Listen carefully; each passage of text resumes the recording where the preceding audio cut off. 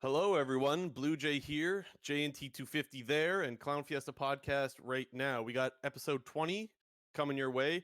We're going to do a quick recap of quarterfinals, of course, and then we're going to do a preview of semis. But before we get into any of that, we have some spicy news coming out of the North American League of Legends scene, which, as this is an LCS podcast, of course, we are going to cover it. That being that Cloud9 and Licorice let out some news today that he will not be starting for Cloud9 starting in 2021. A little bit of interesting news there. It looks like they're going to be promoting Fudge, and Fudge will be starting. And it looks like they're also going to be promoting Rainover to head coach position. Initial thoughts, J&T? Yeah, it's pretty shocking news considering that they had previously announced that the entirety of the roster was going to be sticking together for the 2021 season. But obviously, with the OPL disbanding and that having some implications with North America, with Oceanic players not being considered as imports, definitely changed up Cloud9's future plans. Oh, how things change so quickly. So here's the thing. I think people should be surprised by this, and shouldn't at the same time. Because, okay, let's start with this. Licorice was probably the best top laner in the league. Now, that could be argued, but let's say at least for the last couple of years, if we put all that together, since joining Cloud9, he's probably been the best top laner in the league. Is that fair to say? Yes, I would say so. So this is coming as a very big shock to a lot of fans. The reason why I say people shouldn't be that surprised is because Cloud9 has a history of proving time and time again no one's job is ever safe, right? Like that's just something we've seen. I don't need countless times. Like Impact was a good player and they still got rid of him, and then Licorice came in. People didn't know how to feel, and he was great. So maybe they feel Fudge is going to be the same way. But then you also had Sneaky and Jensen and Smoothie get benched. These were all players that were towards the top of the league in their respective roles as far as skill level goes. And well, they all got benched. So this is nothing new from Cloud9, a really big shakeup. And it just goes to show that we're already seeing some very big effects on the league from the OPL change now that they are no longer taking up import slots if you're coming from the Oceanic region. Yeah, as you said, you should both be surprised and not surprised with this move. Licorice is one of the best players in LCS, so he'll definitely be, a hot commodity come free agency time, which I believe is, I think it's like November 19th is the date. It's mid-November somewhere. Yeah, It's around it's there. it's somewhere Yeah. around the third week of November. But like you mentioned, Cloud9 has done this many, many times in the past. They got rid of Impact right when he was looking like the best top laner in NA and let him walk to go to Team Liquid for a large contract. They got rid of Sven Skaren right after he had just won MVP of the split and they had almost beat Team Liquid in the finals. And we're kind of seeing the same strategy from Cloud9 where they're selling their players at like a premium. But the only thing that does surprise me about it is this has normally been like Reaper's sort of like trademark move or decision. Like he's been the main person involved in decision making, and now with him being gone, he was let go about a month ago.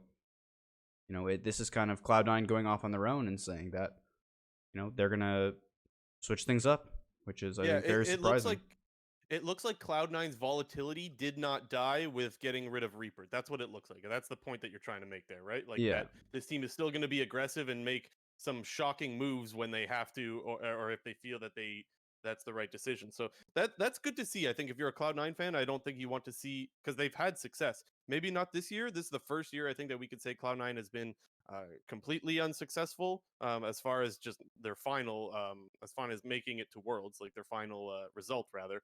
But even still, this year they were still like one of the best teams that we had seen in spring. But that's a tangent we don't need to go on. Um, what else? There was something else I wanted to say. Oh yes, West Rice will not be taking over the head coach position, which a lot of people were talking about. If Reaper is gone, does that mean that West Rice is going to just fill in that role? Which is something I had theorized. But I think it shows that Cloud9 was not happy with the results from this past year, and so to keep someone who was involved with the main roster on to promote that person as head coach just doesn't necessarily make sense, right? Like I think Wes Rice was very involved with the main roster, and I think if you just gave him the head coaching role, I don't think you're really fixing the problem, so to speak. And so that's why it looks like maybe they wanted to promote from their academy roster rather than the actual LCS roster for coaching. Yeah, I mean, I don't think that C9 is gonna like get rid of Westroyce by any means because I think he's still a very valuable asset for a team to have. He's been like previously before this past season, Westroyce was actually the academy coach, and Reignover was basically doing Westroyce's role back in season 9, and they sort of switched roles coming into season 10. So I feel like the move to promote Reignover to head coach kind of goes in tandem like with them promoting Fudge. I feel like if they rolled with the same roster, they probably like it. If the whole Licorice, if Licorice is still starting for this team in season 11, I feel like they probably would have outsourced their head coach or promoted Westeros for that matter. But I think sort of this move with Fudge coming in now also sort of made it a little bit easier for them to bring in Reignover to move to head coach. Yeah. And you know what else is really interesting about this to me? So this tells me that they wanted to get rid of Licorice, but they couldn't do it because of an import slot. Like that's so crazy to me that all the while, let's say the OPL thing never happened, we would have been playing the whole 2021 season with thinking like Cloud9, this is the roster they want, but that would not have been true clearly because as soon as they got the opportunity to replace Licorice, they did. So that is something that's so crazy because we also have said that he's the best player in the league. There's 2 years left on his contract. Like this is absolutely wild. And so I don't know also why they're already announcing it. Maybe they already have a trade deal put in place. And so that's why they're feeling free. Like, because now you've committed, right? So if you don't have a trade deal already set in stone, you might not be able to get as much value for that player. You know what I'm trying to say here? As soon Yeah. as you've let the world know that you've committed to this trade, maybe teams aren't willing to offer as much because you've already committed to that. So I'm curious to know if they've already found a place for him to go. And on that note, um, I think we should start to talk about where we think he might go. And just to preface this before the show, JNT and I were talking about if we were going to talk about what teams he's going to land on, and we didn't want to share this with each other. Each of us think we have a spicy choice as to where he may go. Yeah. Where do you got? Where's your? Let's start with the spicy one. Where do you think that is the spicy one that he may go? Okay, well, I guess my spicy one is more of like a wild prediction because I Uh think huh. this. So I think we basically, have the same one. I hope it's the same. But go ahead. okay, well, we've constantly voiced our opinions on how bad CLG is. Okay. And I think we both, if I remember correctly, saying that CLG should and will make a lot of big moves in this offseason to sort of get back into relevancy in the NALCS.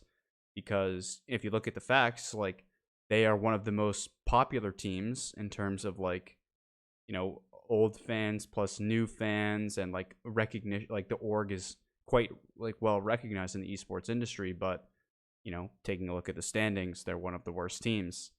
Yeah. So my outlandish prediction would be that CLG would try to get Licorice as to like push or like a rebrand and sign a bunch of new Yeah. players to try to get back into relevancy in the league. So my So outlandish one would be CLG, but that is so the least that is likely not one to my happen. outlandish one, but I do have them on my list as a possible landing spot. And I think that I do see why you say that it's outlandish because like CLG is like very desperate for players.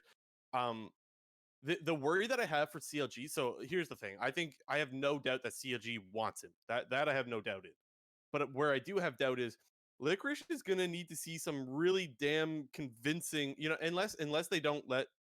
Okay, let me preface this. Some orgs in the LCS will allow a player to refuse to go to a certain team. Some of them will, some of them won't, and it always varies depending on different situations. So if Licorice doesn't want to go to CLG, that could be an issue. But maybe he doesn't have the choice. If he does have the choice, who wants to go to CLG? They've shown nothing in the last, I don't even know how many years that's all that exciting. Okay, last year they had an okay summer split, sure, but even still, I don't think they looked that great. So honestly, it's an org that is just on a downhill trend for years now, and you have to be real. You have to show that you're going to be signing some other really good players if you want Licorice to want to play for your team. So that's where I think that CLG's got going to struggle is they need to show that they've got other pieces coming in place before Licorice Exactly. is going to Like want like to play ob- there, right? obviously like contractually we don't know the details of his contract like in terms of like a trade clause or like he's allowed to be involved in the process. Obviously, in the past C9's been a very accommodating team in terms of when they're getting rid of players. Jack seems to be very accommodating with what team to move them to. Like when Jensen wanted to leave the team in season 8, he was very. I remember Jack was talking about how Jensen approached him, and he wanted to help Jensen find a good spot. Jack basically like gave Jensen over to Team Liquid, which is kind of funny because they're like their biggest competition. But I don't see a case where Jack is going to be some sort of asshole and just move Licorice to wherever. And in the case of CLG, I think you're exactly right. Like for Licorice to want to go to that team, they're going to have some sort of plan in place or sign some new players before he were to end up going there. Because, like, I guess sure he could be like the first. He could maybe be that name to start the CLG rebuild. It'd be quite a risk that you're taking to just like take a shot in the dark, go to CLG, and hope that you're going to sign big names because you've gone there. Yeah. And so, sorry, I'm eating grapes. I want to give my outlandish one, but before I do that, I do want to make the point that you said like you don't think Jack's going to be an asshole and just deal him out to whoever. Sometimes, and I do think eventually the league will come to that where you can't just say, "Hey, look, where do you want to go?" I think Oh yeah, eventually obviously, this but league will become, and maybe we see that with this Licorice deal, whatever it is. Who knows? So there's that. In traditional sports, you see it all the time. People don't get to just pick and choose necessarily unless where it's they the want to go. NBA, Sometimes you do, sometimes you don't. Yeah, yeah. exactly. Unless it's the NBA, but usually you don't get to do that. However, the star players kind of do from time to time. Um, I do want to get to my outlandish one, if that's what we're calling it. Um, I think that there's a chance he goes to Team Liquid, which I don't think a lot of people would see that happening. Couple reasons. One, Tia has shown that they are interested in Cloud9 players in the past, which isn't a huge thing, but that is a thing nonetheless. Two, I think that Team Liquid may finally come to the realization that you need more than just a tank player. You need to be adaptable, and we're seeing that at Worlds right now. And we're going to talk about Worlds a series later, but if you're just seeing the champion pools that are being played at Worlds, what you need to be competitive is you need someone who's going to try to smash lane and actually try to win, not just sit there and stay safe and just wait to slowly lose the game. While playing tanks is great in North America, I don't think TL is happy with just winning in North America. In fact, they didn't even do that, but you get my point. So I actually wouldn't be surprised to see if they go for Licorice, seeing as they also have the deep pockets to be able to do that. So that's my reasoning why I wouldn't be surprised to see him go to TL. And Impact's contract is expired, by the way, at the end of this year in November, whatever it was, like November 17th or something like that. So I want to know your thoughts. Do you think I'm crazy here? Do you think I got some merit on that one? No, I mean I had Team Liquid on my list, and for your exact reasons that you lined out, I think Team Liquid is probably the top suitor to sign Licorice, based on all the information you just gave. First of Okay. all, they've proven in the past that they want as many big name players as they can get. They're willing to spend the money no matter the cost. If it's to get the best players, they want to do it. They've shown an interest in C9 players in the past with Jensen, with Impact, and they've shown that you have Impact, who is a great player. He's a very solid player. He's one of the like better NA players in terms of performances. But if they can upgrade, they will. We saw that in their season 8 to season 9 roster when they replaced Pobelter with Jensen. Pobelter, who was actually playing really well at the time, and they replaced Ole with Core JJ. Ole, who played really well domestically, but definitely struggled internationally. So they replaced Smithy, man. Yeah, they replaced Smithy. I honestly, that one kind of, I just forgot about that one. But they replaced Smithy with Broxa. Like, they've shown that if there's a better player available, they will try to sign that player. And for me, I know you have that as like your outlandish pick. We're not as To me, outlandish as we think. I mean, to me, that's like, I feel like Team Liquid is the most obvious team to me. Okay. That's so funny. Yeah, maybe we're not as these takes aren't that hot. We come in like, oh, this is crazy. Well, I Neither still one feel of like us. CLG is quite out there. Like, to go from I to can go see it from one of the happening. I best had teams them to on one of my the worst list. teams. I definitely had them on my list, but I also want to go back to the point that we said about Licorice going to CLG. We said, well, who's going to want to go to that org? I think that Licorice is more than willing to go to TL as well, right? If we're making that point, like, Yeah. oh, there's been some success here. He's played with some of these players before. By some, I mean Jensen. Hmm. But yeah, like that's even another reason for him to go to TL. Now we've been on this topic for quite a while, but I do want to get to the other teams that we think he could go. So without going on too much of a tangent, let's go on the rest of our list here of who we got other possible landing places, whatever the word is. Go ahead. So the other two that I had, so I had Team Liquid and I had CLG. The other two that I had were Golden Guardians and FlyQuest.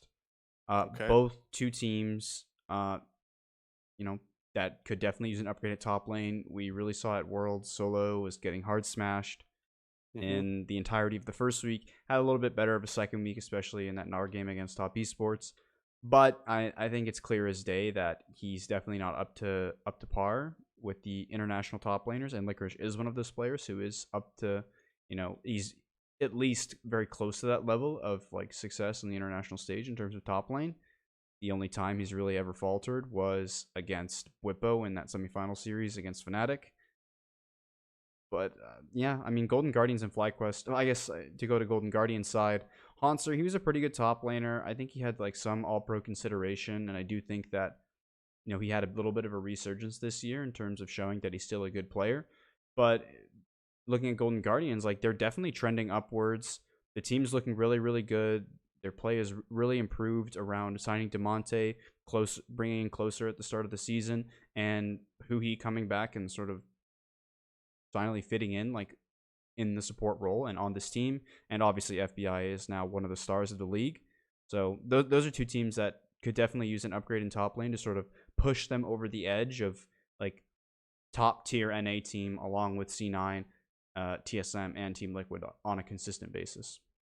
Yeah, so I considered both of them. I actually didn't put either one on my list though, because I thought that Solo seemed very much misused at Worlds, and I think maybe hoping that the coaching staff will notice that as well. I'm not going to defend his Worlds performance. He got absolutely smashed. He did not play very well.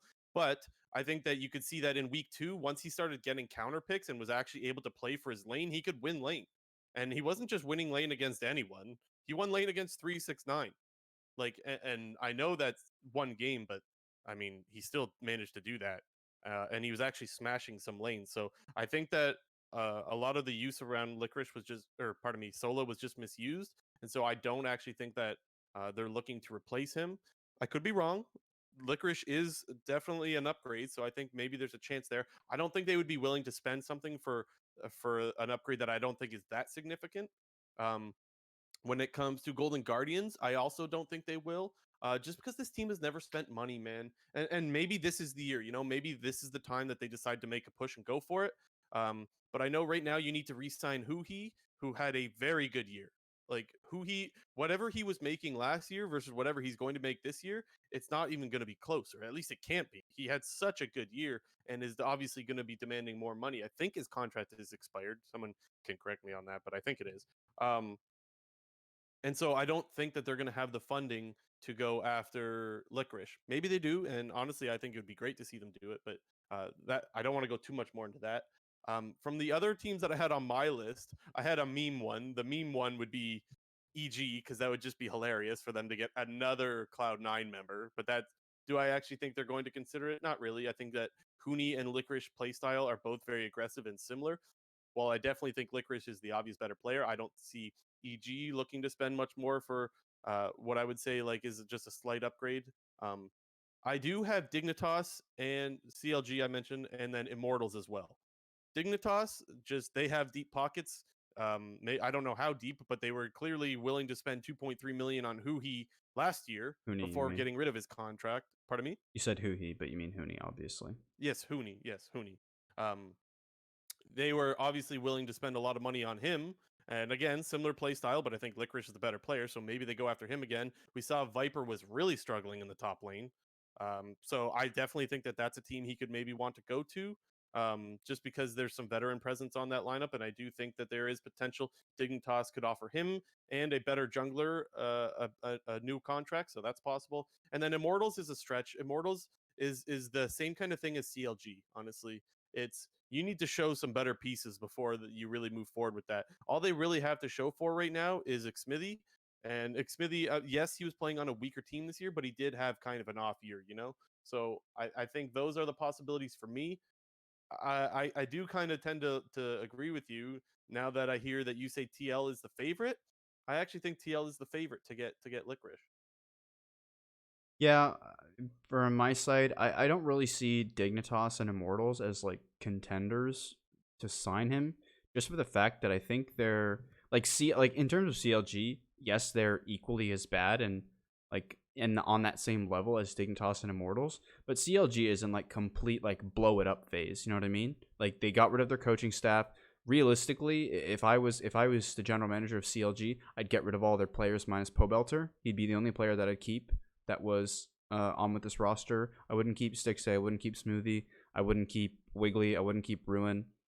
Whereas when I look at Dignitas and Immortals, I see them sort of doing a little bit more rebuilding and sort of building around the young talent that they have. Looking at Immortals, I think Alorim had some really quality games and showed that he can actually be a good player in this league. He had a pretty diverse champion pool in what he was playing. He had some really niche picks that worked really well in the meta. I think back to his Malphite and Urgot games. We had Insanity, who had some. He played all right for the most part, but he had some really good pop off games. He's another player who had a pretty diverse champion pool and is kind of willing to play whatever's needed. And then obviously you have Xmithy, who's like your other premier sort of good player on that team. And then they got to figure it out in the bot lane. And over to Dignitas, they have their bot lane figured out with Aframu and Johnson. I think that they obviously need like to figure out their whole mid jungle situation with the constant subs that they did. Yeah. And again, if I was GMing Dignitas, I'd keep Lorlo in the top lane. They have him under contract for another year. I would, if I was Dignitas, I'd like to see Lorlo play at least a full split of LCS to show what he's got, because I think he had a much better performance in the very small amount of games that he had. He had a much better performance than Viper. Still baffles me that Viper was playing all those games towards the end of the season. But I see more of Immortals and Dignitas in like a rebuilding mode for the next at least year, whereas CLG, it's like blow it up and sign some players. Okay, maybe. Yeah, I honestly think so. The reason why I go with Immortals is because I think that they're hard trolling if they're not trying to make something happen. Very like they had a really shit year, and honestly, they didn't really have anything to show for it. They need to make a splash, just like so many other teams in this league need to do as well. Um, sorry, I'm just reading the live Yeah, that's chat. fine. I did want to sort of touch on it, I guess, from the flip side. When you look at Fudge coming into Cloud9, I think just looking at, I guess, Cloud9's Academy roster and them, making the decision to pull Fudge up from the Academy roster, a lot of the analysts in the professional scene, especially the people who spend the majority of their time covering the Academy scene, like Crumbs, Pastry Time, and Riv, they all talk up Cloud9 Academy and that they're, an LC, like their Academy team is an LCS ready team and they have a lot of LCS quality players on that team. And I know from those talks, they all view that Fudge is one of the best players on that team and that he definitely is deserving of an LCS spot. So I guess to go a little bit back to what you said before, was that when they found out that OPL players were no longer going to take up an import slot, I think Cloud9 sort of saw this as an opportunity, as opposed to like they saw this as an opportunity to get rid of Licorice, when his value is so high, as opposed to like, oh, they made this move even though they wanted to get rid of him, but they kept him on because there was nobody else they could sign. You know what I mean? Like, Yeah. I feel like because just the way that the timing worked out, because like the OPL news came out about 2 weeks ago, and then Licorice's tweet that he put out today said that he found out the news about this last week. So the way that the sort of like time frame like lines up, it makes me think that Cloud9 figured out this news about OPL, that they're getting rid of OPL, and that their players aren't going to be, under import rules anymore. And they have a player like Fudge who is an LCS like ready player. Like I'm trying to think of where I would rank him among like LCS top laners. If what everything, I obviously haven't watched a lot of Academy, but if I all don't what have like to I, do that though. I don't think it's fair because like, you're it's seeing all him. it's all If you see him it's true. smash a bunch of academy players, it's like so what? I mean, You to know what be I'm saying? the only reason why I think there's some comparability here is because like this is the year that we saw the most changes in LCS, and there was a ton of Academy players being brought in. So I do think it's fair that we Yeah. can say that Academy is not too far behind in terms of the actual competition, and he was just straight smashing every single player, and it wasn't close. Yeah. So I Okay. think at worst he'll be like a middle of the pack top laner, but at best, Cloud9 could have the next Licorice. Yeah. I do want to make one other point on this. Something that I forgot to mention earlier was that something Licorice was criticized for a lot throughout the year was not playing a lot of solo queue. He had said himself that he doesn't feel like he's getting a lot out of solo queue. And I feel like that there's a possibility that there's some clashing that could go on there from people like Sven and Vulcan, who have shown they play a lot of solo queue. Despite the fact that and North American solo queue is maybe not at the tier level that people want it to be, it's still important to get those reps in and actually practice some different picks and whatnot. And maybe that could have been something that led to wanting to replace Licorice. We know Cloud9 is just the organization that has the most turnover in the league by far, and it just seems like if they start to see a player maybe lose a little bit of motivation, that's when they'll start to replace that player. Even if they haven't completely tanked, it looks like Cloud9 wants to get rid of a player before they tank, that kind of thing. Yeah. And I'm not saying Licorice will tank. I'm not saying that, but that's just the idea that I've gotten from Cloud9. It seems to be that way. And one other last little thing is that um, we talked last week about how a lot of North American pros don't want to practice against their academy squads because they don't want to get replaced by them. Licorice had said a fair bit, I believe, that a lot of his practice was with Fudge. Yeah. Because why practice in solo queue if he's not getting the practice there? He would want to practice with Fudge, and this kind of goes to show why players don't want to practice with their academy squad, because clearly it does make them better, and they do get replaced. So there is some merit there if that's what I'm saying. I still don't think it's a good reason, but it does show that there is some merit to that argument. Yeah, I mean, me personally, I don't really see that as like he was playing against Fudge and Cloud9 saw how much better he was than Licorice or whatever. He has said in the past that yes, he doesn't like to play a lot of solo queue and that he does spend a lot more time doing 1v1s in top lane. I think he also makes that point because just top lane is much different than a lot of excuse me, sorry. Top lane is like it's a very 1v1 focused role, and he feels that he can get more out of doing 1v1s in top lane as opposed to just like playing a solo queue game. Yeah. So for me, just to play the other side of that, I don't think it's like motivational issues. I do think that like Licorice, looking back on it, like I think back to like season 9 Worlds when Licorice was obviously their best performing player, and he himself was not happy that like the level of play of Cloud9 wasn't up to par with everyone else. Mm-hmm. That sort of led to the whole like situation with Sneaky and Zazel, leaving the team because Licorice was sort of pushing the point that if C9 needs to stay competitive, like they need better caliber players. So, yep. I don't know. It's definitely a very exciting situation, and we're I guess gonna find out in like a month probably where Licorice will be. Speculation. This off season is going to be good. It's going to be really, really good. We've already seen it hasn't even started yet, and it's already good. Yeah, Worlds is still going on. Yeah, let's get to Worlds because we've already gone on for half an hour on this topic. We knew we were going to go on for that topic for quite a while because it is really interesting. But let's get to quarterfinals. Let's get Damwon and DRX out of the way. This series was just boring, if I'm being completely blunt. That doesn't mean that it was played bad. It was played pretty clean, but Damwon was just better, and it was just like it felt. First of all, the games were really slow, which is why I say they were boring. By the way, there was not a lot of kills. I think it was the first game of the series where it was like 2-2 in kills at 30 minutes. So correct me if I'm wrong, but I think that was game one.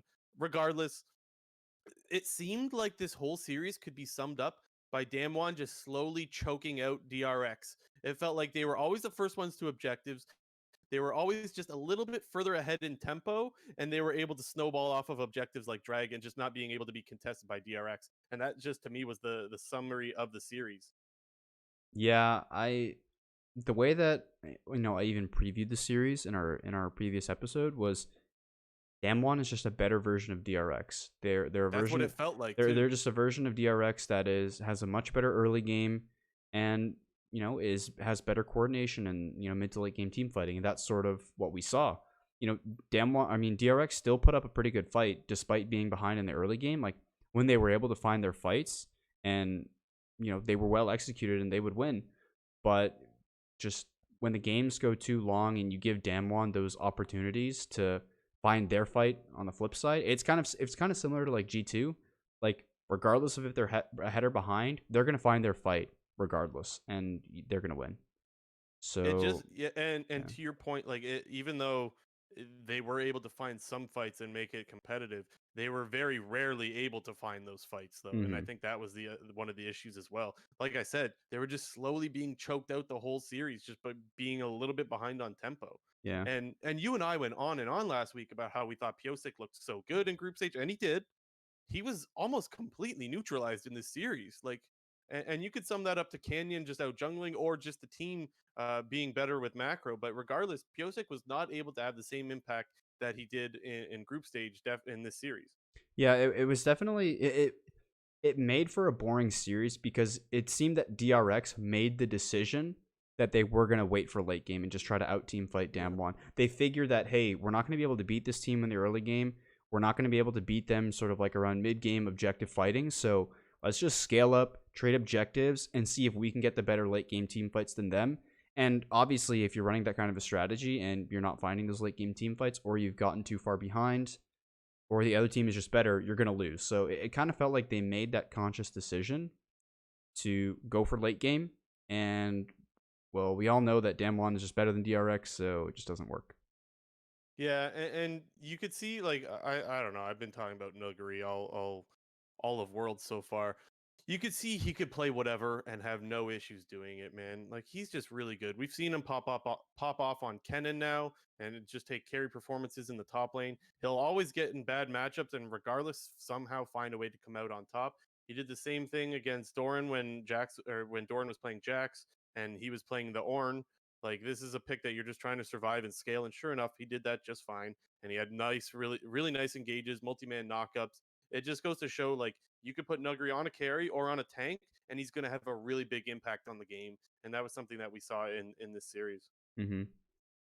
Yeah, Um, there's not much more to say about the series. I think Damwon was just clearly the better team, unless you have anything else. But I yeah, think Damwon was just just the one, better team. yeah, just one quick other little thing. I did want to talk about the Vel'Koz pick.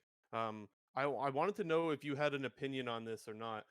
Whether you thought the Vel'Koz pick was desperation or a pocket pick, because from my point of view, it felt a lot like it's not even that the pick was so bad and they were running it down or anything. It just felt like DRX was out of ideas and was like, let's try this. You know, like that's what it felt like. And who knows, maybe Chovy was absolutely popping off in scrims with Vel'Koz, but it was neutralized pretty easy. And it just definitely it felt like desperation to me. And I remember when they picked Vel'Koz in game 3, I remember saying to myself, this game is going to be about Vel'Koz, whether it's good or bad. He's going to pop off on it, and people are going to say he's a god, or he's going to struggle, and people are going to be like, "What was the Vel'Koz pick about?" Yeah, I mean, for me, I thought it was just that like they needed like a long range mid laner, and Vel'Koz kind of just happened to be there, and Chovy was probably like, yeah, just give it to me, we're down 2-0 anyway. Like, I guess in that case it's sort of a desperate pick, but Yeah, they needed some sort of like long range mage against like the comp that Damwon was running. But I think Chovy actually was like the only player on DRX that had like a pretty good series. Obviously, like they're just scaling up for late game, but his team fighting was pretty good.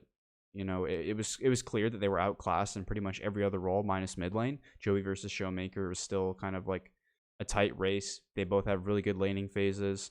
They're both really insane players, and it's just kind of sad to see that you know DRX just kind of got unlucky and just drew into Damwon, and we just saw a repeat of the LCK final. yeah, and I guess the other reason why I thought the Vel'Koz was desperation as well is because the whole series they were struggling to find a team fight that was like beneficial to them. It seemed like it was whatever they fought it was that they really and so very specific windows on when you want a team fight, right? Like if you're gonna pick Vel'Koz, you want to get a team fight in a choke where you have control over Baron, you're forcing them to come to you. If you're never having control over the map, which hadn't had all series, it seems like the Vel'Koz pick just isn't going to work out, and of course it didn't. Yeah, but that's enough on that. Do you want to move on to Suning JDG? Yeah, Suning JDG. I don't know if most people would consider it an upset. I know we both had it Suning favored, but I, Mm-hmm. I, I think the majority of people would still favor JDG. But Yeah, a really great series. The series, it kind of got off to. I'm trying to just remind myself. I'm just pulling up the first game here, just to remember what happened. I But think JDG, JDG won game yeah, one, no, and yeah, then yeah, Suning won the next three. yeah, yeah, But yeah, I mean, going back to game one. like it was the only game that JDG won. I think I don't know. I don't really know where to like start with the series. It was just like Suning just played really, really well. Huang Feng is kind of just showing like he's like the next best Chinese ADC. He's kind of like Yeah. he's having like some similar performances to Jackie Love in season 8 when he was Yeah, just a I'm relatively glad that you unknown bring. player, and he comes Yeah. into this world championship and he just starts smashing people even from group stage. Like he shows up in the second week of group stage. Suning dominates week 2, similar to how IG was down on Fnatic and they had to play a tiebreaker game for first. They go into their first quarterfinal series again against as an underdog. IG was playing KT, the LCK #1 team in 2018. Jackie Love shows up with the clutch team fight in Game 5 on Xayah, and Huang Feng was just kind of doing the same thing. He was absolutely smashing this game. He had a misfortune pick in Game 1 that still did really well despite them losing, and then his Jhin was just nuts. Yeah, I'm really glad that you bring up Huan Feng because this series is one of those series that people are going to remember this player for, right? Like this is one of those series where you cement yourself as someone to not ignore. Like people will remember Huan Feng because of this series, and his Jin was absolutely nuts. And of course, what people are really going to remember is the Jin ulti flank. That was That so was funny. hilarious. I was so like for those that didn't watch the game, somehow Jin was in the enemy base flanking with his ultimate. It's really something that you have to watch to understand just how odd this play was. It wasn't even like it was like Huan Feng's popping off because he's ulting behind them. It was just like this guy's able to have an impact on bot lane while he's sieging mid lane. I don't know. It was just a really wacky play and it was really funny. Such a funny and just good play. But it's not. It's more than that. Like it wasn't just that game. Every time he got Jin in his hands, he was styling on it, and yeah, I'm really so happy for this guy. For those that don't know, there was also a really good storyline. I think GBay99 released a video a Yep. couple weeks ago about his story and just how like his parents kind of abandoned him. Maybe not even kind of. They just abandoned him, and he was living on his own by the age of like 12 or something. Like such an inspirational story. It's really easy for to be a fan of Huan Feng. You want to cheer for this guy, and it's so nice to see him pop off in this series, and that's exactly what he did. Yeah, just the video we're referring to is on GBay99's channel. He does pretty much on either like a monthly basis. He does some sort of league documentary, which he either covers a player or a team or some situation that's happened in professional League of Legends. So I definitely recommend everyone who hasn't We seen can it to get go that in the watch it. description, right? Yeah, we'll throw We it in can the put that in the description of the description of YouTube the YouTube video. VOD. But if you haven't seen it, highly recommend that you watch it. Big props. There's been a lot of props to GBay99 and Huan Fang, like on Twitter. Just like people have learned about his story. He's obviously playing insanely at Worlds, and if you haven't seen it, go check it out. Uh, but back to the games. What I'm really actually liking, not specifically in this series, but overall, is we're seeing Jin really, really rise in priority in terms of the AD carry meta. We weren't Yeah. exactly sure, how the meta was going to shift with Ashe and Senna sort of getting nerfed before the Worlds patch. We're still seeing Senna in the meta, and Senna is still a really good champion. Jackie Love makes that champion still look like the best ADC in the game. But Jin is basically, I think, now taken over as like the second best AD carry. We're seeing a lot of Jin from Huang Feng. We saw it from Perks. I'm trying to remember other players who played Jin, but Jin is really becoming like sort of similar. Like he's playing the same sort of style as the Senna and the Ashe, as much more of like a long range utility sort of AD carry, but it does dish out damage in the late game. Yeah, you could style on that pick, and that's what we saw Huan Feng do. He honestly, you know what I was thinking about when I was watching the series is we don't see a lot of 80 carries make the game about them anymore in a good way. Like Yeah. we saw Jackie Love kind of run it down, so the game was about him, but not in a good way. You know Hmm. what I'm saying? Like Yeah. there's not a lot of that anymore. We're seeing Cap style in mid, we're seeing top lane style, we're seeing the jungle. This was like Huan Feng made the game about him in a good way, and we don't see that from a lot of 80 carries anymore. But I mean, and we can't just talk about him because his team played great as well. Hmm. Bin on the GP, that guy finds a way to dish out so much damage, and he's just so fun to watch as well. I've really been enjoying Bin in the top lane, and SOFM his what's the word, aggressiveness, his aggressive play style is just such, it's a treat. Like it's like you feel like you're getting special attention when you're watching these games. It feels like these guys are making the game just for you. Yeah. I just I don't know. This team is they're giving me like 2018 IG vibes, like a Yeah. lot. Like To mention Ben, like he's playing a ton of the super aggressive, high damage dealing top laners. His GP is super clean. He's always just dealing a fuck ton of damage with that champion. Um, you have a very aggressive jungler in SOFM, similar to what Ning was doing in season 8, when like early game aggressive jungling like was the way to go. Like with the whole game was based around like level 2s, and now the whole game is kind of based around like level 1s with doing early game tower dives if you get an advantage in your lane. I think Suning as a whole, they're playing really well. And with the series with Top Esports and Fnatic being so close, it's hard to predict who would actually win that series. And I know we'll get into it later, but I just think the way that Suning is trending right now, I think they're definitely sort of like the hot team right now. And it's gonna take a big old wall to stop them. I don't know. Before we move on, there's a couple players that I do want to talk about from JDG, just a very little bit. I thought Yagao actually had a good series, despite the fact that maybe the team didn't look so good. Yagao was really oppressive on the Zoe, and I think he was a big part in why they won why they got their only win. Was Yagao looked absolutely insane, and I think he's a player that just sort of ramped up as the tournament went on. Obviously not enough, clearly, because they weren't able to make it past quarters, but I thought that he just had a really good series, and so I did want to give a shout out to him, especially because of his Zoe. The other player is Kanavi. um Maybe up for the Dade award. I don't know how you feel about that, but this is a guy who came in with a lot of freaking hype, and I don't think he was able to play um his champion style. Very similar to me, we're going to talk about Karsa in a little bit, but very similar to me, how like Karsa wasn't making too much happen until he was put on the Lee Sin. Well, Kanavi never really got put on the Lee Sin, and that's like that's his champion where he could style and make plays. And so I felt like he was a little bit absent in this tournament because of that, because the meta didn't suit his play style or champion pool. Yeah, I mean, we don't exactly know, obviously, if that's JDG's decision to put Kanavi on, Yeah. primarily the Lilia and not a super high tempo aggressive playstyle, or if that's Kanavi saying like, okay, Lilia's super strong pick, we need to be playing it, and I'm gonna switch up my style to best suit the meta and the team. But it's definitely a bit of a disappointment that we really didn't get to see the true Kanavi. I think Yeah. yes, maybe the meta didn't suit him, but we did also see with Karsa, like, if things are failing, you need to get on your picks that are your Yeah. picks and that you will perform on. And Completely agree. I do think it's a bit disappointing that we never, in my opinion, got to see the true Kanavi at this Worlds. And to your point, though, that could not be on him. That is very possible that that's not on Kanavi and that's on the team. They wanted to draft this, or the coaches wanted to draft this. That's very possible. But when you're doing Dade Award talk, um, it's not about what could have happened or what these people wanted. It's just about the final product that you see. And from the hype that coming into this tournament around Kanavi, we did not see that hype live up to the expectation that we saw on the Rift. And so he's definitely a nominee for the Dade Award.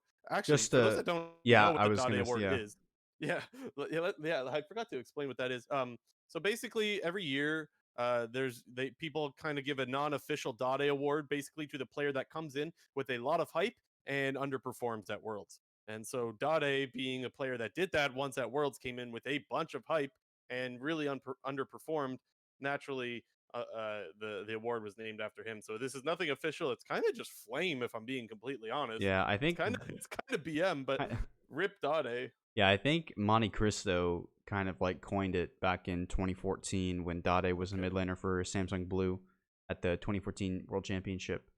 Yeah. And yeah, I'm trying to remember their exact roster, but yeah, Dade It was, doesn't matter, man. yeah, I don't know, but he was a Eh, mid laner for Samsung Blue at 2014 Worlds, and Monte Cristo sort of coined this term of the Dade Award because he was like super hyped Korean mid laner that came in, didn't perform well. They got smashed by Samsung White, and I think it was the semifinals. But yeah. yeah, Anyways, you let's move on to Top Esports and Fnatic. This series wasn't supposed to be very close, and it was well, very, very close. I said it would be close. Okay, well, I mean, hats off to you then. I mean, props to you. Yeah, I do not think that TES came out playing like themselves. I thought that they really underperformed even through the whole series. I know they won the series, but I still thought that they underperformed. I don't think this series should have been close at all. Specifically the bot lane. And please don't think that I'm trying to take away credit from Fnatic's bot lane. I think that they played so well. but this is Jackie Love you're playing against. This is a guy that shouldn't be just running it down, and was absolutely running it down. It's not even just him. His support as well, Yuyanja, were both running it down in lane, getting absolutely smashed by Reckless and Hillisang. And honestly, I think Hillisang was maybe the best support in the tournament so far, which I would never have thought that coming into the tournament. He has looked so good and has been so aggressive, making so many plays. We hear that he's responsible for their level 1 shenanigans. And so lots of props to Hilly saying I think he's been so good and he's really been an asset for Fnatic. Unfortunately, not good enough though to bring home the victory for Fnatic as they went down 3-2. Yeah, I think, I definitely do think it was a little bit of Jackie Love and Yuyanja maybe disrespecting and inting a little bit. Oh, But for sure, man. For But sure I'm definitely more on the side of Reckless and Hillsang just playing really, really well, because we've just seen previously at the tournament them being able to get these huge level 1 leads. Like, if it was sort of the situation where Reckless and Hillsang have just been chilling and they've been doing their thing, and then all of a sudden they're randomly killing Jackie Love and Yuyanja 2v2, I'd be like, okay, yeah, they're inting. But, this is something that Fnatic, they're really, they got really insane at. The laning phase all of Reckless tournament, right? Yeah, All tournament. Reckless is sort of only, I guess, it's kind of double. It's kind of pegged this on him that he's just like he's a farm until 30 minutes and then team fight AD carry. But despite what you might think of him, he's definitely changing the narrative of the public opinion that he's only this late game team fighting player, because he's just straight up, him and Hillsang are solo killing world championship caliber bot lanes. We saw it in the Genji game and group stage. We saw it in the LGD game against group stage, and we've seen it in this top esports series. And I really think that Reckless and Hillsang were playing out of their mind at this tournament. Coming into it, Selfmade was definitely the best player, with Reckless and Hillsang kind of being solid, and we're a bit unsure on Nemesis and Whippo. But Reckless and Hillsang were definitely the two best players on Fnatic at this tournament, were definitely the biggest reasons for their success at this World Championship. And I'm really disappointed that Fnatic, didn't get to move on, because it was very difficult to sort of watch. I guess it kind of just seemed like their mental was deteriorating as the series went on. I was reading some Reddit comments after the series had happened, specifically one of the posts that they translate from like the Chinese like websites, but they were basically saying how it felt like Fnatic was like, once they were up 2-0, it kind of felt like top East, like just the mentality and how the players started playing. It felt like top esports was actually the team that was winning. You know what I mean? Like, they just came out much more aggressive. To me, they were the better team. Like, top esports should, like, to me, I still think it should be, like, if they were to do that series again, I still predict a 3-0. I don't think ever in a million years I would see Jackie Love perform like that twice. Like, I can't see that happening again. But regardless, I totally agree with you. Look, the jungler, Selfmade, and the bot lane for Fnatic being Reckless and Hillisang, they deserve better than the result that they got. But it's a team game, and you need to be able to perform in all roles. And I think there was a lot of dogpiling on Nemesis, and with good reason. He was just being outplayed, if I'm being completely blunt. I don't think Whippo looked that good either, but he didn't get a lot of shit. He was getting owned by a freaking Scion. Like, hey, you got to be. I think that you have to be equally. If you're gonna dogpile on Nemesis, you should equally be critical of Whippo's play, because I don't think Whippo was anything special either. And I just thought that I felt really bad for Nemesis, because it felt like even coming into the tournament, people had already made up their minds that he was the weakest point on this team. And despite the fact that he did underperform, there were some games where he took the brunt of the hit for games that he didn't even underperform, in my opinion. Yeah. So I kind of felt bad for Nemesis. I thought that people had already made up their minds. Yes, he was weak and he was a problem for this team, but I think you could equally say that in the top lane as well. And so I really felt bad how he was, to me, scapegoated for what I thought was a subpar tournament result, but nothing like, I don't know. I just think he got too much flame, honestly. Yeah, I guess, in my opinion, I definitely think that Whippo didn't have the best of series, but I still think he was all right. But the thing that I guess where I don't understand the whole reasoning for a lot of the Nemesis blaming is, like, I don't think anybody was coming into this series or coming into this tournament with the expectations that Nemesis was a great mid laner in comparison to these top level mid laners that we have at the tournament. Like, you gotta take a look at the mid laners we have at this tournament. We have Showmaker, Chovy, and Knight for the consensus 3 best mid laners in the world. you look at the other mid laners that Nemesis even faced in his group. He had GA and BDD, whom he actually played pretty well against, but I think most people would argue that they are both better mid laners than him. Don't forget about Bjergsen, man. Okay, no. Jesus Christ, we're not talking about TSM here. Then even look to EU, you have Caps, who consistently manages to beat Nemesis whenever G2 and Fnatic are playing. But I don't understand why Nemesis got this huge amount of flame coming into this or after this series, when if you're taking a broad scope of all the mid laners at this tournament, like he's probably like the 7th best mid at the tournament. And there's only 8 teams remaining in the tournament in this playoff stage. So for me, it was just more like, I don't understand why he's getting this amount of flame, because I think people should recognize just how much better of a player Knight is than Nemesis. And yes, he did get sort of shit on. Well, he did get shit on. And But there's a you gotta chat. you just Sorry, gotta understand like your expectations in comparison to results. Like if you're not a great player in comparison to your opponent and you lose, that's expected, no? Yeah. And I completely agree. I just want to get to this question in live chat while we're still talking about it. Someone asked, is Knight still underperforming or is he overhyped? I don't think that he's overhyped, and I do think he's slightly underperforming as far as the hype that surrounds him. Not enough to be Dade award, but to me, there was definitely a mid gap in this series. Like, I don't think Knight was that great in the group stage, but I thought that he definitely outplayed Nemesis in this series, and it was time for him to show that, look, he is one of the world's best mid laners, and I think he showed it in this series. Maybe not so much in groups, but I definitely think that he performed well, and I still think that he's an absolute threat in the mid lane, and I think that Angel for Suning is going to have his work cut out for him. Yeah, in terms of, I guess mid lane, like the meta is not really surrounding mid laners. Despite Caps' performance and him really popping off, a lot of the mid lane champions that are going around right now, like the 2 of the highest priority mid lane champions are Galio and Twisted Fate, 2 champions intended not to play for their lanes, but to play for the rest of the team and for the rest of the map.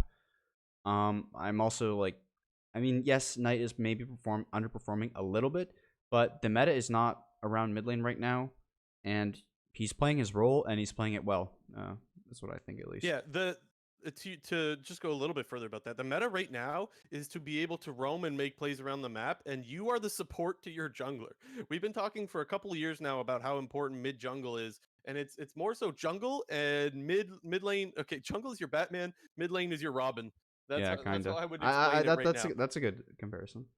Like it's very junglers are in your face invading a lot, and you want to be able to have prio against your mid laner so that you can roam first and help out your jungler. And so you're not going to see that many outplays in the mid lane, which we're going to get the Caps in a second, but I think that speaks even more how impressive Caps has been.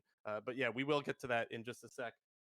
Last player I wanted to highlight just a little bit was 369 in the top lane. I know we talked about him a little bit, saying how he just smashed Whippo, but I need to highlight just how good this guy was at not only smashing in lane on the Scion, but he was a huge frontline tank. And like it, no matter what they did to him, he was so far ahead they could not take this guy down.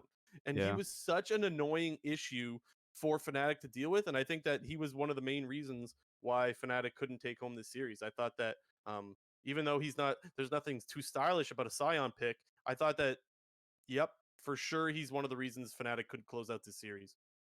Yeah, it kind of felt like for me that Fnatic, they had, in terms of the play and the way the series kind of played out, Fnatic had advantages in 3 of the 5 roles, for me being jungle, ADC, and support. But the gap in between, the favor that top esports had in top lane and mid lane just heavily outweighed that, and that's what kind of ultimately won them the series.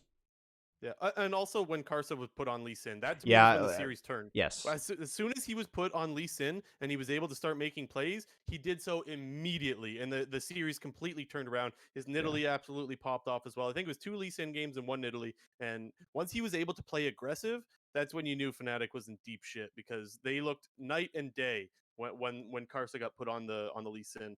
He was really able to Yeah. abuse, unfortunately, Nemesis, but yeah. Yeah, it was like it was so rough because in game 5, like it kind of just felt like the game was over based off the drafts. Like Top Esports had this like heavy, like tanky lifesteal team with like Leona, Silas, Lee Sin, and Vladimir. And like Fnatic's comp was like kind of lacking a lot of damage. So if they didn't win early game, you kind of knew that they were just gonna get smashed, and then they got smashed. So Yeah. Yep. Okay, you want to move on to G2 and Gen G? yep. Okay, so this series was kind of a stomp. Not a Yes. boring one though. It was like this was not a boring series. I've said so many times. I think G2 games are just so fun to watch, man. They are a really, really exciting team to watch. But yeah, this series was not necessarily close. It felt like uh you know what it felt like? Okay, so G2 they drafted the roaming comp where you can make plays with TF, and then it was like in game two, Gen G came back and said, "Hey, we could do that too," and they just couldn't. That was that. Like they were like, "Hey, we're gonna try to roam with TF and use Camille to make picks," and instead of making picks, they kept looking for team fights, and it's like that's not how you play that comp. And I said this, I think I said this to you yesterday. I kept thinking of the Scooby Doo meme where you take the mask off and you're like, oh, it's TSM because TSM kept drafting TF and Camille and trying to make plays around the map, and instead they would never make any plays and they just end up team fighting and losing the game. Like that to me was exactly what that series was. Kept thinking over and over again of the Scooby Doo meme. That's all I could think of. Yeah, I definitely agree that, Gen G, once they sort of got smashed in game one, with this like super high roaming comp and making plays around the map, they took the comp for themselves and then just sort of did nothing with it. It was kind of like I favored G2 in this series to win. I know you had Gen G, and I I had think Gen G, yeah. for the most part, I think this series was pretty even on terms of who people thought were going to win. A lot of the Eastern community had this as Gen G favored. A lot of the Western community had this G2 favored based on their sort of styles. But it kind of just seemed that like G2 recognized that Gen G doesn't like to play for early game. They like to play for late game. And G2 just either complete drafted for complete early game or just drafted for, to match them in the late game and just outplayed them in the mid to late game in games 2 Yeah. and 3. It felt like both teams tried the roaming comp, and G2 was able to win with it and against it. Yeah. So I think that's the only thing we really learned from G2 in this series, and I think that neither. I mean, we're gonna get to Damwon and G2 in just a sec, but I don't think neither team had to show a lot, honestly, in the series that they played. G2 was, yeah, like I said, they didn't have to. They didn't play that much. They just played the two comps, one with the TF and one countering the TF, Yeah. and they had no issue with it whatsoever. I do want to say though that you said that there was kind of 50-50. People didn't know who was going to win this series, and I had Gen G coming out on top. But after watching this series, like it felt to me like Gen G didn't even really show up. Yeah. It felt like they didn't have anything else after the TF didn't work. It felt like they had nothing else. It was like, that didn't work, so let's try it again. It did. It didn't. It seemed like nothing really was working for them, and it just seemed like no matter what they did, G2 was ready for it, and they didn't have any struggle. I thought BDD kind of just underperformed. If I'm being completely honest, it felt like he wasn't able to really have an impact on the game. And if we're talking about BDD, we got to talk about Caps. There was just a huge mid gap in the series, and for me, this is a huge series for Caps because I don't think people are going to forget about these plays. We talked earlier about how Huan Feng made the game about him. Well, Caps made the game about him in this series, and holy shit, did his Silas pop off? Yeah. That's a little. That's a little. What's the preview hint? Maybe. Anyways, go on. Yeah, what I'm really liking out of G2 and what we've actually seen a lot at Worlds is people picking Silas into Twisted Fate. Yeah. I think it's the matchup for Silas is just so good, as the only like way you lose the lane is like getting camped early game and getting like flash gold carded. Like you get your flash traded and then you just get gold carded and died. But other than that, like it's pretty much just like a free scaling matchup. If you're just playing it correctly and you're laning properly, like you'll beat TF in the laning phase. You can steal his ultimate to make plays around the map. Yeah. The champion just scales so well, and TF, obviously the champion is all about pushing your lane and roaming, and it doesn't do a lot. It doesn't do a whole lot in terms of getting pressured in lane, and that's what Silas loves. Silas loves to be able to just sit there, chug his corrupting potions in the early game. Caps will buy a dark steel, maybe two sometimes if he's feeling it, but I'm really It liking feels this. a little irresponsible to leave the Silas up, doesn't it? Yeah, well, I mean, it's just like when you're Uh, picking like such a non-aggressive mid laner, like yeah. it's kind of like Cassidy in a way. Like you can pick this. It's like a Cassidy that might not be as strong in the late game, but is definitely much stronger in the mid game, and just takes what your champion does and will do it better. Yeah. And another player that I want to highlight, I mean, you could highlight pretty much any of the G2 players because they had a clean series, which is the first time I could say that in a long time because I don't think they've looked clean all year, honestly. I think that they've been good, but not clean. And I think this was their first clean series. Regardless, I need to give some praise to Perks. I thought that this was the first time he looked really, really good. And despite the fact that Caps was popping off more, he was still popping off himself. His Jin was really good. We talked earlier about how effective Jin can be. Well, Perks was that. He was a really good Jin. I think he had a 9-2 scoreline. I don't remember how many assists, but he got a lot of freaking kills and didn't die a lot. And yeah, I mean, really good series out of Perks. And if you're playing G2, you should be afraid to see Perks start to show up because to me, Perks and Yankos were the players that I think were struggling on this team. And I think if those two are starting to look good, that's when you need to be worried about G2. Yeah, definitely think Jin, like I sort of mentioned before with Huang Fong, Jin is the second best AD carry, in the meta right now, and I think because Jin has risen in such high priority, I think we will see Jin be a lot more contested in these series coming up.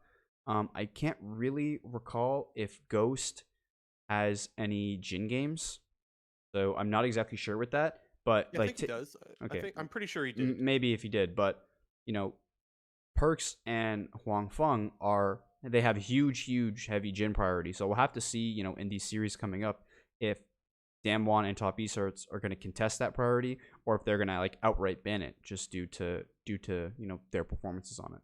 So I do think it's a Yeah. champion that like will be a premier champion going into this next series, whether that is being permabanned or like highly contested in being picked. So I just looked up really quick. Jin has been played 3 times by Ghost and good score lines in every wins. Oh, okay. I mean, obviously they're winning all their freaking games, so yeah. But Yeah. anyways, 3 Jin games, 3 wins, 3 good score lines. Yes, it will be a contested pick, I think, and yeah, I think the drafting will have to be a lot different in these series as well, because I don't think Damwon's gonna let G2 get away with as much as Gen G did, and I don't want to take away from G2's wins, but I did think that they got a lot of what they were looking for when it came to draft. So I Yeah. mean, hey, you got to take what they give you, right? Hmm. There's nothing wrong with that, and they looked really good in doing it. Anything else on this, or do we want to move on to awards? Nope. We can move on. All right, Pop Off Awards and Bean Soup Award. Let's start with Pop Off. I mean, I'm just gonna say it. I hinted at it like 5 minutes ago. Caps on Silas was insane. I think that this performance is one of those performances that we will that we will remember for a long time, and I think it's performances like this that start to get Caps in the conversation for greatest of all time.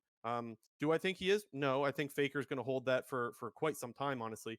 But Caps is starting to get there with performances like this, and I think you mentioned this to me yesterday. The one of the things holding him back is just a world championship, and I think that's fair. I think that if we see G2 get a world championship, and Cap's obviously heavily involved, which we expect him to be, I think that there's no problem to insert him into the GOAT conversation. And yeah, I mean, I think he should be there already. I think that he's tied for number 2 with Uzi, in my opinion. But yeah. Yeah, for me it's a little bit more difficult, with League of Legends being such a young esport. Like it's just so young in terms of its lifespan. For me at least, like you have to have won a Worlds to be in that conversation. And if G2 were to win a Worlds, whether that be potentially this year, whether that be next year or the year after, because Caps is still a very young player. I think he's only 19 years old. So I definitely think he'll still be around for, at a Who, minimum. Caps? Yeah, I think he's only 19. Is he that young? He Oh might be shit. he might be Oh, 20. okay. He might have just recently turned 20, but he's either early 20s or late 19. So I definitely think he has at minimum another 4 to 5 years in his career. Um but in terms of my pop off that I gave to you this week, obviously Caps is the obvious choice as he had such an insane series. But just to not be repetitive, I'm gonna go with Reckless and Hillsang. More, Okay. I despite them losing that series, I think they played a really insane series and had a really great world championship. It just seems that Reckless, despite him getting older, he just seems to be getting better and better. I think with each world championship that he's been to, his performances have increased. Back to they've gotten a little bit unlucky in terms of their quarterfinals drawings that they've gotten. Like in 2017, they drew RNG. In 2018, they obviously had a really good side of the group that they got to, but obviously, they ran into IG in the finals and got smashed. And then in 2019, did they make it out? No, they didn't, right?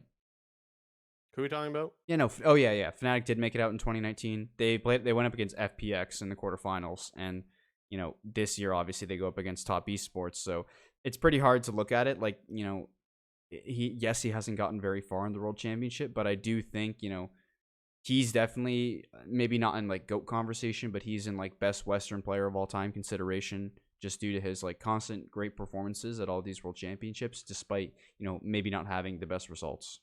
But Yeah, I Reckless and have no Hillsang doubt played that. really well.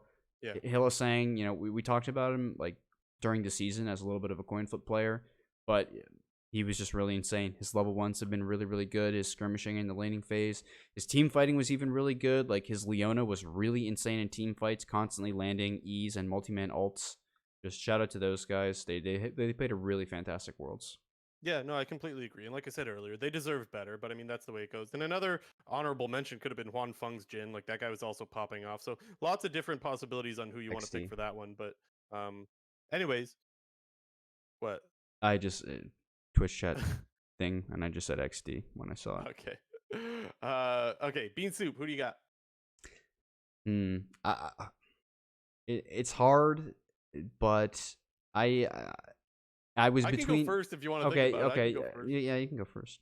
I'm just giving it to the Damwon DRX series Oh, as a whole. okay. Like this award is about disappointment, right? That series was Bean Soup disappointment, okay? That series sucked.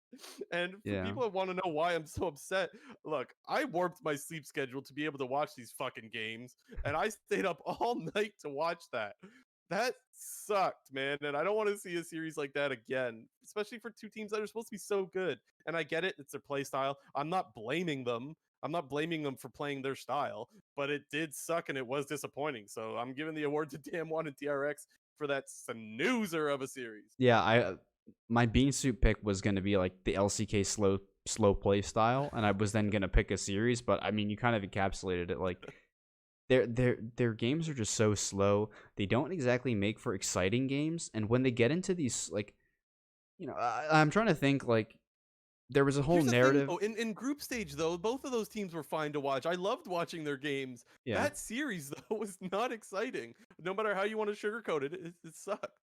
Yeah, it just like the narrative has sort of like been created that like you need to play your own style, and if you're just going to try to play the same style as another team but you're a worse version of that team, like it's not going to work out for you. And we saw that in the Damwon DRX series. They made the conscious decision to try to outfight them in the late game, and it just completely failed.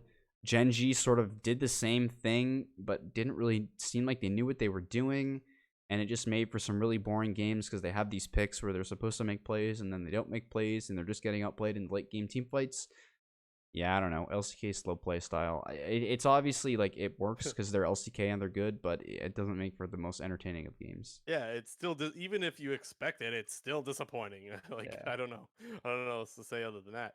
Okay, let's move on to the world's format discussion. Right, Vedia's had a tweet that I thought was pretty interesting. I know you definitely had some thoughts on it. I want to give you the floor for this one because I think you have a lot more thoughts on this than I do. So go ahead, take it away on this Yeah, one. hold on. I just gotta pull it up You real want to pull quick it up? here. Yeah, no Yeah, problem. I just wanna read out the tweet just so people can know what I am referencing.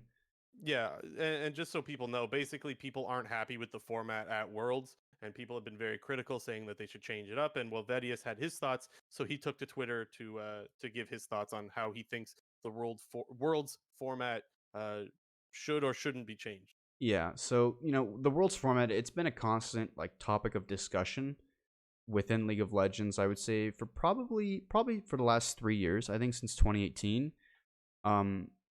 People have really wanted a format change because the playing field does seem to be leveling in terms of the number of good teams we have at the World Championship, the number of regions that are actually competitive. I think it's safe to say that the LCK, the LPL, and the LEC are all, teams, the top teams that come out from there are very competitive teams and are threats to win the World Championship. Obviously, NA's not in that conversation and never will be. Maybe they will. I don't think so. But, people want double elimination, but, how do you change the format to sort of favor a double elimination or to try to figure out, the actual 1, 2, 3, 4 of who the best teams are at the World Championship? So to go to Vedius's tweet, he's talking about the format of Worlds, but he said, I believe the current purpose of Worlds is to determine who the best team at the tournament is. That's why it's pretty cutthroat. The goal isn't to make sure the best teams make it into the final, just who the number one is. I think it's fair to debate whether that's what Worlds should be doing, and you can fall on either side of the coin on that. That's also why I don't feel bad depending on where people get knocked out and by who. Players know it's only about who is number 1, 2, 3, 4 is whatever. So pretty much what he's saying there is, and I completely agree with, the way that the bracket stage and the group stage are laid out is you want to find the best team. And by doing that, the way that they have the knockout stage sort of format is that you can't play up against a team that was in your group. You're automatically put on opposite sides of the bracket. So you do get that sort of situation where in 2018, since Fnatic and IG got thrown onto opposite sides of the bracket, it kind of fucked up the whole rest of the knockout stage with a bunch of very easy teams being on one side and a bunch of very difficult teams being on the other side. On that one side of the bracket, you had Fnatic, Cloud9, EDG, and Afrika Freaks, who were NA's number 2 seed, EU's number 1 seed, I think it was, LCK number 3 seed, and LPL number 3 seed. And it kind of just made for Fnatic an easy run for the finals. And we're constantly seeing these quarterfinal or semifinal matches that are basically what most people would consider being the finals of that World Championship. In 2018, we saw the best of 5 between KT Rolster, the number 1 LCK team, and Invictus Gaming, LPL number 3 seed at the time, was basically the World Finals. It was the best series by far. I mean, another really good series that was in that group stage was RNG versus G2, which was that huge upset, which kind of again threw the whole tournament for a loop, and it was another reason why people wanted double elimination, because I think most people would agree that RNG still probably was the best team at that tournament, and if there was a double elimination format, they probably fight their way back and make the finals. But my whole point being here is it's just a matter of, one, keeping the World Championship in, I guess, a much shorter format. You really got to think here, if we're going to make double elimination a thing, how many matches need to be played? Because if every team needs to lose twice, think about the bracket here. You're basically playing double the number of best of 5s, plus however you want to reformat the group stage so that the bracket, the knockout bracket stage is different. And then therefore, how often do teams need to be playing? How long does that make Worlds? Does that make Worlds a whole month and a half? Because it seems that they're trying to shorten it, not really making it a week 1, week 2 in group stage. It's already almost a month and a half. It's 5 weeks, right? Yeah, well, it's more than a month. If you count play-ins, it's 5 weeks. Not counting play-ins, it's 4 weeks, and that's even with a reduced kind of schedule that they did with the group stage now, where there's only a 1-day break really in between week 1 and week 2, whereas before it was a 3 to 4 day break. But, I definitely agree with Vedius's tweets in that he's basically saying, the goal of the World Championship right now in their current format is to find the number 1 team. And, in that sense, if, you're not going to, they don't run third place matches anyway, because teams really don't care, if you are 1, 2, 3, 4, 5, you just care if you win. And I don't think, unless we see a huge shakeup of the format, and then in turn the scheduling of Worlds, I don't see the Worlds format changing anytime soon. My take isn't much different than yours. I completely agree. I don't think the tournament needs to be any longer. So I need to see a good plan for how you're going to be able to not make this a 2-month tournament. So that's for one. The other thing is that I'm not really too upset with how the format works right now. Do I think it could be better? Yeah, maybe. But I think maybe sometimes things just kind of low roll, it could have, if maybe if the bracket didn't work out the way it did, we're not even talking about this right now. It just kind of happened this way. And sometimes that's going to happen. I think that's just something that you need to expect. For me, I think that no matter what, the finals are always exciting.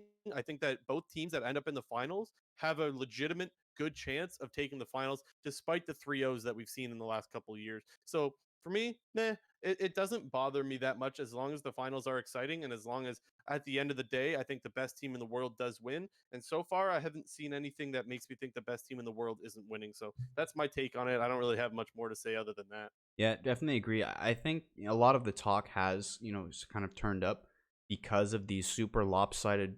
These last two finals have been, really like lopsided to one side.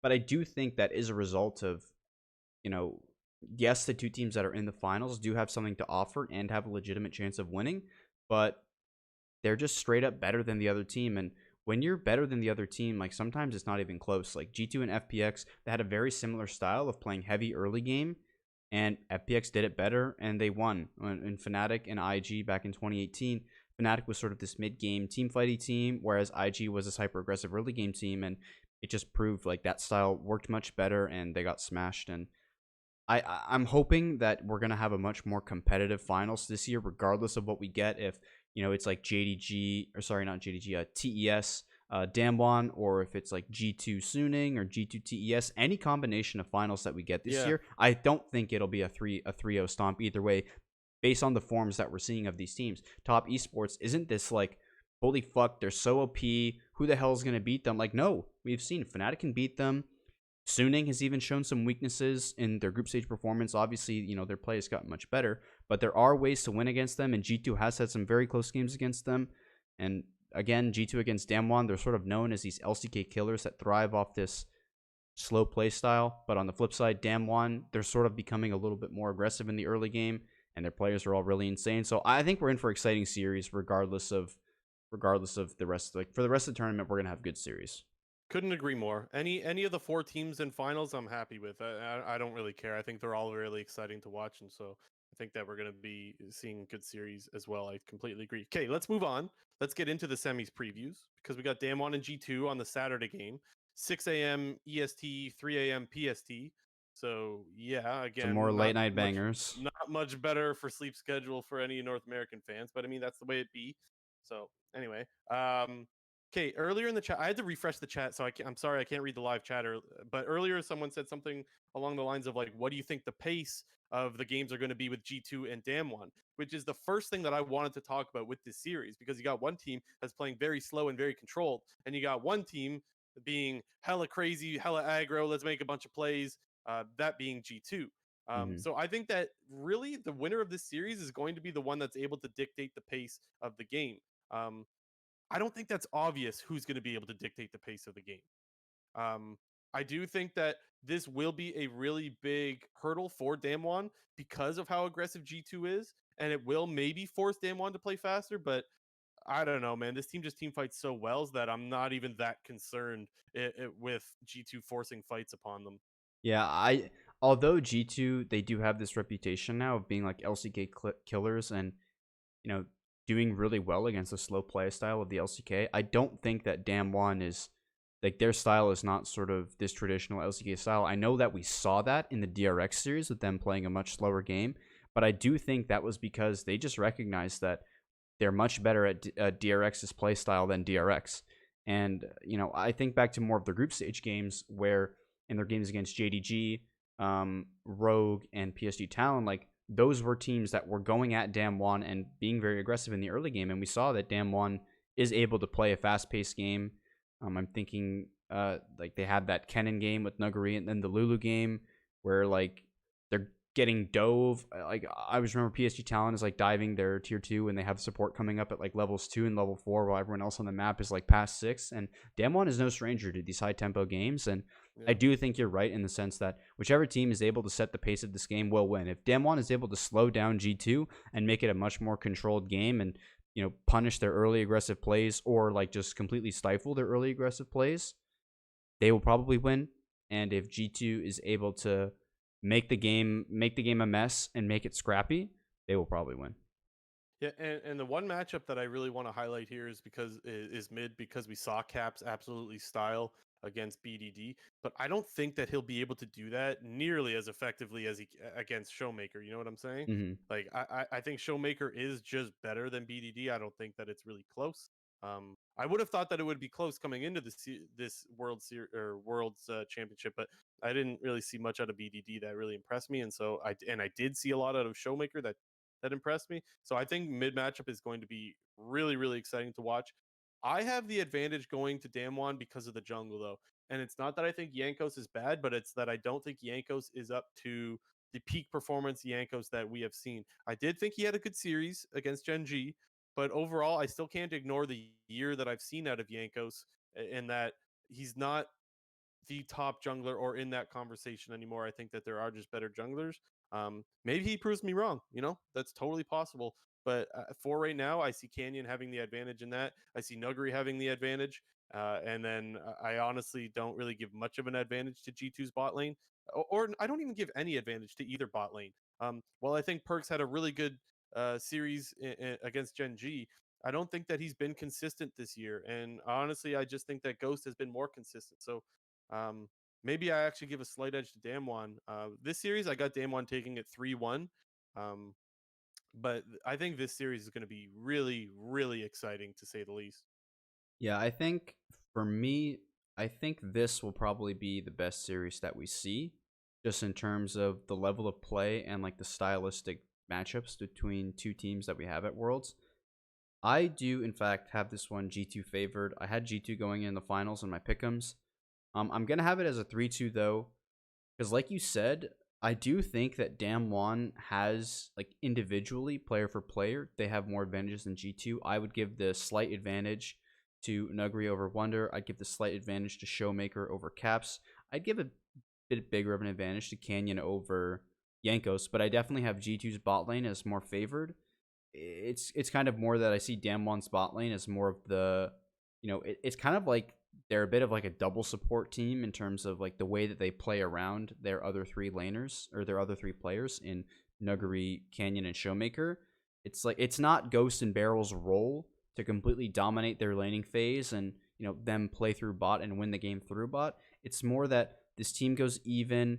They have a good they play laning phase. They play laning phase out really well mechanically in terms of setting up for dragon control, or then like swapping up to Herald or just supporting the team and making their plays around the map. Whether that's putting Barrel on an engaged support like Leona or Leona or Alistar, or you have Ghost playing like the more utility AD carries and like Ashe and Senna. But I think it'll be a very close series. Like I said, I have it G2 favored as a 3-2. Just for the fact that I think that as a team, when G2 is at its peak, I think G2 is one of the best teams in the world, and they will be able to set the pace of the game and just beat Damwon. But I do think it's a very close series. Any game score in this series, I wouldn't be surprised by. If it was a 3-0 by Yeah. Damwon and they just completely outplayed G2, I'd be like, okay, there you go. If it's a Doesn't 3-0, that just always seem to be the case with G2? Like it yeah, seems like like predicting G2 is it's so so hard. difficult. They're such a volatile team. Yeah. But yeah, no, I agree with you on Like that. one way or Predicting G2 another, games are freaking impossible. one way or another, it's just so difficult to predict. Like if Yeah. it could be a 3-2, it could be a very close series, it could be a 3-0 with one team stomping the other. I don't know. It's the series I'm most excited for at Worlds so far, and I think it will be the Yeah, best don't miss one. this series, guys. Do not miss this one. This one But will be really good. I got G2 3-2. Yeah. One last thing I do want to say before we move on to Suning and Top is just that I don't know if anybody watched the press conference Oh afterwards. yeah. The G2 press conference was really funny. Wonder was asked something. I'm paraphrasing here. He was asked about preparing for Damwon, and he said something along the lines of, "I'll start preparing once I see who wins versus Top or Suning," because he fully expects to beat any Korean team. Yeah, he So he basically just memed on the Korean team saying that G2 always beats the Korean teams and they're just like only preparing for top sooning. It was a pretty funny clip. It was on like front yeah, page Reddit. It was a it funny was clip. pretty good. But anyways, just a little bit of hype for that series. If it wasn't hype already, there's just a little bit more to add to the hype for that series. But let's talk about Suning and Top. Um, I think we mentioned this earlier. I don't know, but before coming into this tournament, for sure Top would have been the favorite in the series. But I think going into this, I think this is where we said that maybe Suning is the favorite in this series now, just from what we've seen at Worlds. I think we've seen a lot of good things from both sides, but I think we've seen a little bit more out of Suning. I want to know your thoughts on that. For me, I'm at it like a 50-50 with this series, kind of similar to the Okay. G2 Damwon series. I think both series are pretty 50-50.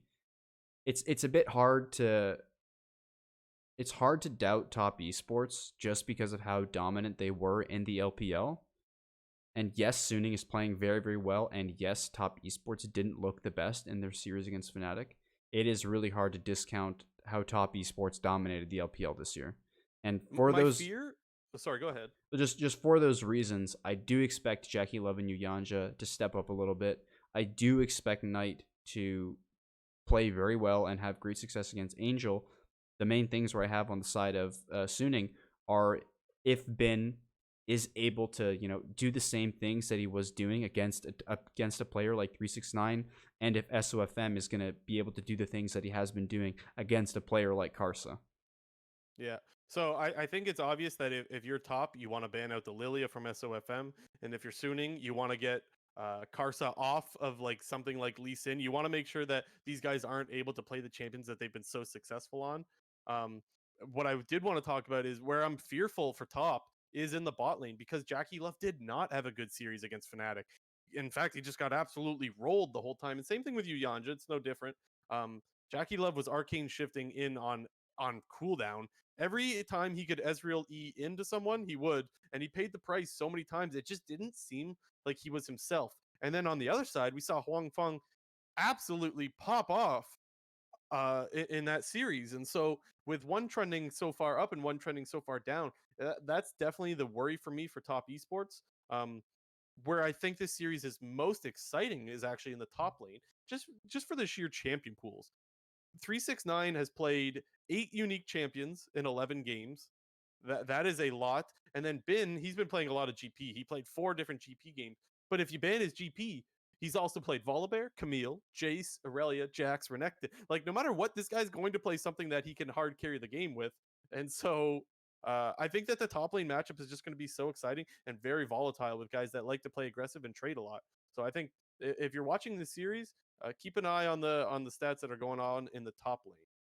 Yeah, for me, I think it's up to Suning to win this series. Like, they need to be the aggressors in this series, making proactive early game plays, getting favorable lane matchups. I think if they go a little bit more traditionally with playing for some more mid to late game style of champions, or, like, you got to take it to top esports to win this series. I do still think Suning are the slight underdogs, although the series is very close. But I think it is up to Suning to go out and win this series, as opposed to like they just do their thing and they'll beat top esports. It's like they got to play very well. You And need to go out and take it, which is yeah, honestly that's actually how they've played yeah, so no, it far at is true. Worlds. They've played very very aggressive. SOFM is in your face. So that's another really good clash. We're gonna see SOFM and Karsa really duke it out in the jungle. But yeah, SOFM is invading a lot, and Yeah, Angel's just gonna have to hold his own against Knight. Not even that Knight's been amazing or that Angel's been like underperforming. I don't think any of that is true. But I do think that it's really about, like we said earlier, it's about prio and it's about being able to get to your jungler first, with both being very aggressive junglers. It's really about who can pressure more in the mid lane and be able to roam and help their jungler. And so that's where I think that matchup is gonna be very interesting. I actually have Suning coming out on top. I have them going 3-2 in this series. Who do you got taking this one? I got top esports. I'm gonna give it a 3-1. Okay. But like I said, it's very close, and I wouldn't be surprised if Suning won. Yeah, this series is going to be hella exciting. I honestly can't wait. But yeah, just to be clear, that means I got Damwon and Suning going to finals. You got G2 and top esports, correct? Yep. Okay, We cool, got cool. different picks. We'll have to see. All right. Is anything else before we move on to our quick news section? Nope. Okay, we got a fair bit of stuff, so let's start getting through this stuff. Let's start off with just some things that you guys should know if you somehow don't or haven't seen. Tyler One got signed with T1, or T1. He's T1 It's T1 T1 now. T1. If that Yeah. So SKTT1 signed Tyler One, and now he's a part of that organization. Well, it's no I don't longer really have it's no much to say longer about that. SKT. It's just T1. Yeah, I know. I just need to clarify because saying T1 is just, like it's, yeah. Yeah, I just needed to clarify that it is the SKT org that signed T1 as a content creator, whatever the hell they're calling them nowadays, a personality, whatever. So Tyler entertainer. One is now T1. What else? You want to talk about the Shy and his stream highlights? Yeah, there was a Reddit post that just popped up today. Actually, it was early this morning. But the Shy, top laner for IG, won Worlds in season 8. He had a stream fairly recently where he was discussing a lot of topics, primarily about the World Championship games and giving his sort of take on them. But one of the things that I didn't really want to focus on that, as we've talked a lot about the Worlds matches already, is a few of the things that he was talking about with the current IG roster and the former IG roster, because he was basically kind of just flaming a bit of his old teammates on IG, specifically Ning, when he was just talking about how like his jungle clearing and pathing is much worse than a lot of the current junglers that we're seeing today, and how a lot of his teammates, current and prior, would like mental boom if they got bad matchups in their matches, and him and Rookie are always like constantly having to sacrifice their lane for the betterment of the team. So I thought that was pretty interesting, and I think the main point that kind of got emphasis on his stream was that this, as of right now, this will probably be the Shy and Rookie's last year playing professionally. At least that's what he said. He didn't confirm that exactly, but at this point, that's pretty much what he said, that this will be him and Rookie's last season playing professionally, which And it is possible, yeah. but I mean, we also saw Doinby say last year after we won Worlds that it was his Yeah, last that's true. Worlds. But again, it's something you got to think about, Yeah. because if this is going to be their last, I guess, hurrah, like who knows? Maybe like they get a whole new roster with a bunch of insane players. They try to make some push for the championship, or maybe he's just bullshitting and just trying to get his name in the news. Yeah. Another thing that happened that is noteworthy is it looks like they will have a live viewing for the World Finals.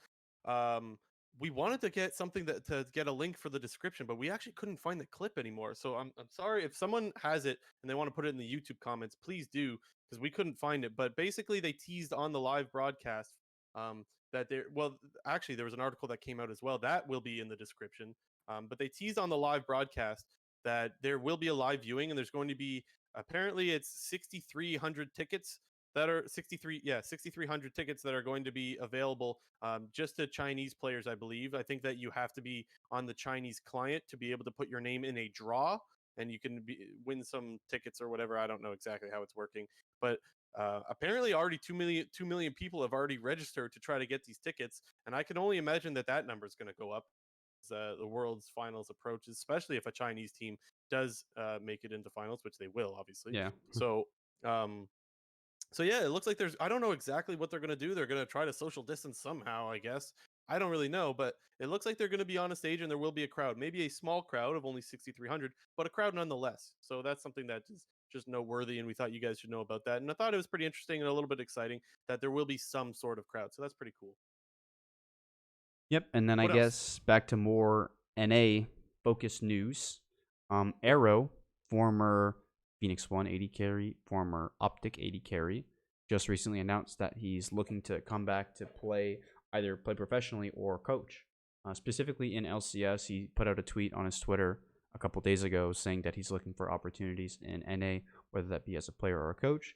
So who knows? Maybe we'll see Arrow on either an LCS or academy team. Definitely think he's a solid AD carry. Would definitely is a mid to bottom tier AD. He did win MVP that one split back in, I think it was spring 2017. I think that sounds right. Yeah, but he once won MVP in North America, so he's a solid player. Hopefully, we'll see him on a team.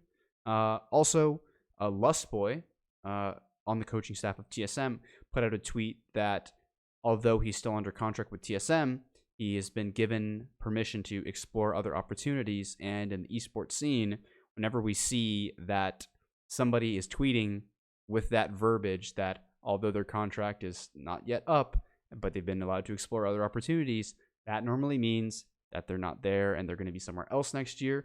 So Lustboy will probably be on a team that is not TSM. He's been with TSM his whole career pretty much, both playing and coaching, minus his days in LCK before that. But ever since coming to NA, he's been exclusively on TSM. So another piece of interesting news, Lustboy will probably be on a different team.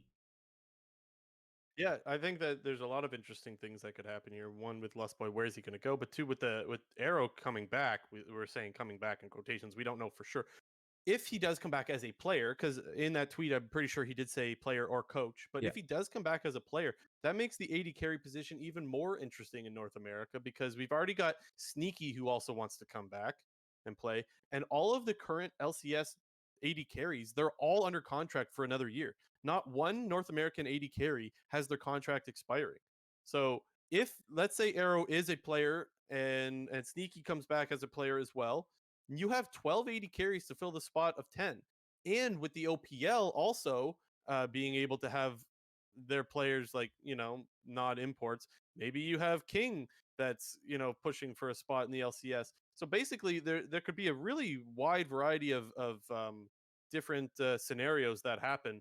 Um, I do think that it's very bad news for the AD carries that have been around and haven't shown much. Um, to name a few, in my mind, my first one is Apollo. I don't think Apollo is going to be starting next year. I think he's had plenty of opportunities. I love Apollo, don't get me wrong, but he's had plenty of opportunities in the LCS to prove himself and has consistently been a bottom tier AD carry in the league. And then who else? I don't think Bang is actually very happy in North America. I would not be surprised to see him hang it up or go to another region. Or, anyways, I just wouldn't be surprised to see if he actually is no longer the AD carry for EG. And there was one more, but it's escaping me. The point is, we're going to see a fair bit of mix up. Oh, it was actually Turtle, because despite Turtle actually having a decent summer season, sort of split, pardon me, he actually was benched earlier in the split, which goes to show me that maybe FlyQuest wasn't all that happy with him, and they certainly weren't happy with Mash. So maybe even FlyQuest is looking for a different AD carry. Who knows? That's a big toss up. We'll have to wait and see. But lots of AD carries and not enough positions for them to play in the LCS. So that should be an interesting little mix up there. I don't have anything else. Do you have anything else that you want to share with the folks before we close out the episode, J&T? Yeah, if you've been listening to this episode, hopefully you've recognized the sound quality has improved a little bit. Got a True. microphone, like an actual Yes. microphone instead of a headset microphone. So obviously, I know there's been a couple problems in the past with there being like a little bit of static or like some sort of like feedback in the microphone. Hopefully that's all been fixed now.